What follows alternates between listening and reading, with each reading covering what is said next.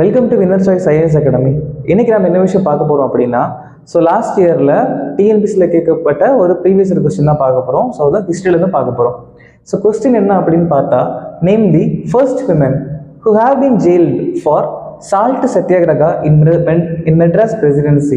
தமிழில் பார்த்தோம் அப்படின்னா, மெட்ராஸ் மாகாணத்தில் உப்பு சத்தியாகிரகத்தில் ஈடுபட்டு சிறைக்கு சென்ற முதல் பெண்மணி யார்? இது யாருன்னு பார்த்தீங்கன்னா ருக்மணி லக்ஷ்மிபதி. இவங்க 1926ஆம் ஆண்டு ஐஎன்சியில் ஒரு மெம்பராக சேர்றாங்க. 1930ல் சால்ட் சத்தியாகிரகம் உப்பு சத்தியாகிரகம் பண்ணி அவங்க அரெஸ்ட் ஆகுறாங்க. 1946ல் டி பிரகாசம் நம்ம மெட்ராஸ் மாகாணத்துடைய முதலமைச்சராக இருக்க போது இந்த ருக்மணி லக்ஷ்மிபதி நம்ம மெட்ராஸ் மாகாணத்துடைய சுகாதாரத்துறை அமைச்சராக இருந்தாங்க, ஹெல்த் மினிஸ்டரா இருந்தாங்க. சரி, இவங்களை பத்தி பார்க்கும்போது கண்டிப்பா நம்ம இவங்களை பத்தி தெரிஞ்சாகணும். துர்கா பாய். துர்கா பாய் இந்த ஆந்திரால இருக்கக்கூடிய, தெலுங்கானால இருக்கக்கூடிய நிறைய பெண் குழந்தைகளுக்கு படிக்க வைக்கிறதுக்கு நிறைய விஷயங்கள் பண்ணியிருக்காங்க.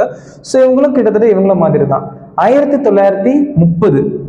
1930ல் மெட்ராஸ் மாகாணத்துல உப்பு சத்தியாகிரகத்துல ஈடுபட்டு நம்ம ராஜாஜி கூட ஈடுபட்டு 1932 இந்த 2 வருஷமும் அரெஸ்ட் ஆகுறாங்க துர்கா பாய்.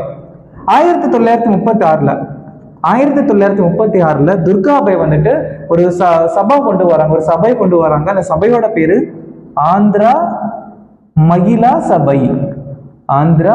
சபா அப்படிங்கிற சபா கொண்டு வராங்க. இதுக்காக அப்படின்னு கேட்டோம் அப்படின்னா, மெட்ராஸ் மாகாணத்துல நிறைய தெலுங்கு பெண் குழந்தைகள் இருந்தாங்க. அவங்கள மெட்ரிகுலேஷன் ஸ்கூல் படிக்க வைக்கணும் அப்படின்னு சொல்லி இவங்க நிறைய விஷயங்கள் பண்ணியிருக்காங்க நம்ம துர்கா பாய். அது மட்டும் இல்லாம ஆந்திரா மகிழான்னு சொல்லக்கூடிய ஒரு ஜேர்னல், ஒரு பத்திரிகை அறிமுகப்படுத்தியிருக்காங்க துர்கா பாய். தேங்க்யூ.